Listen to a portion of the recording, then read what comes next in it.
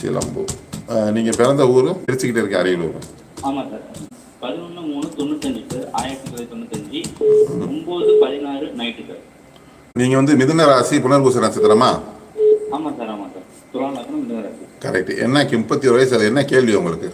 ஒரு வீட்டில் ஏதோ ஒன்று வேலை ஒன்று டைம் சார். அதனால வந்து இது எந்த மாதிரி இருக்க போதுன்னு தெரியல. அதுக்காக தான் என்ன வேலை 2 வருஷம் என்ன நடக்கும். ஆமாம், அதாவது இன்னும் வர புரட்டாசி மாதம் வரைக்கும் உங்களுக்கு அப்படித்தான் சிரமங்களை தான் கொடுக்கும். ஆமாம், கண்டிப்பாக இருக்கும். ஏன்னா சனி பகவான் ராகு பகவானும் உங்களோட ராசிக்கும் சரி லக்னத்துக்கும் சரி அவ்வளோ ஒரு சிறப்பான அமைப்பில் இல்லை. அதாவது கோச்சார கிரகம்னு சொல்லுவாங்க இல்லையா, சனி பயிற்சி ராகு.